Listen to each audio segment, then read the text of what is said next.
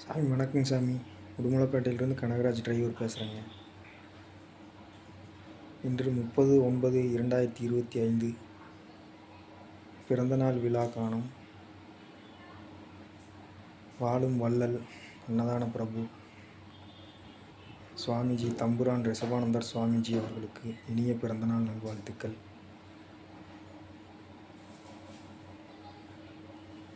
என் வாழ்க்கையில் மறக்க முடியாத நாள் 10/7/2025 தாங்கள் சென்னையில் நடத்திய வளைகாப்பு விழாவில் கலந்து கொண்டது. என் மனைவி 7 மாத கர்ப்பிணியாக இருந்தபோது சுவாமியாரோட ஆசீர்வாதம் வேண்டி சென்னைக்கு வர கடைசி தருவாயில் வாய்ப்பு கிடைத்தது. வாய்ப்பு கிடைத்ததற்கு காரணம் கோபுரம் ஃபவுண்டேஷன் கோவிந்தராஜன் அவர்களுக்கு இந்த நேரத்தில் நன்றி சொல்ல கடமைப்பட்டிருக்கிறேன். சாமி, உங்கள்கிட்ட ஜாதகம் பார்க்கலிங்க சாமி. உங்களை பார்த்ததே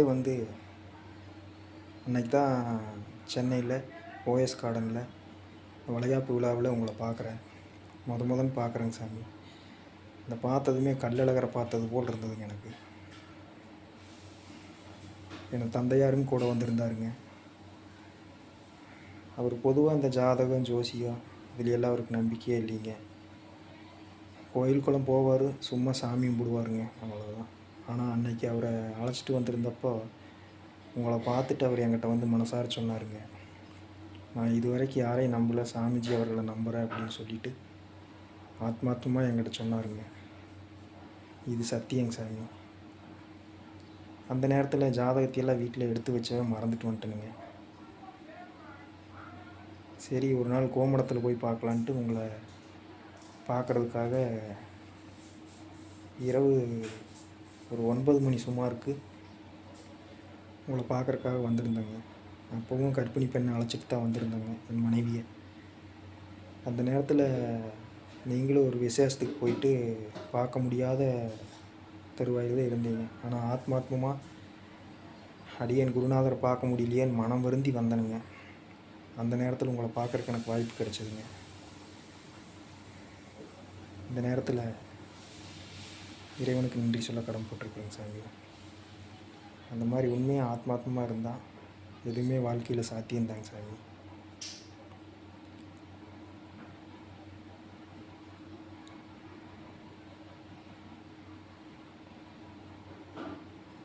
உங்களை பார்த்ததுலேருந்தே வாழ்க்கையில் முன்னேற்றம் தாங்க சாமி. இன்றைக்கி நல்லா இருக்கிறேங்க. கடந்த திங்கட்கிழமை அன்னைக்கு 22/9/2025 காலையில் 5:45 ஆண் குழந்தை பிறந்திருக்குதுங்க சாமி.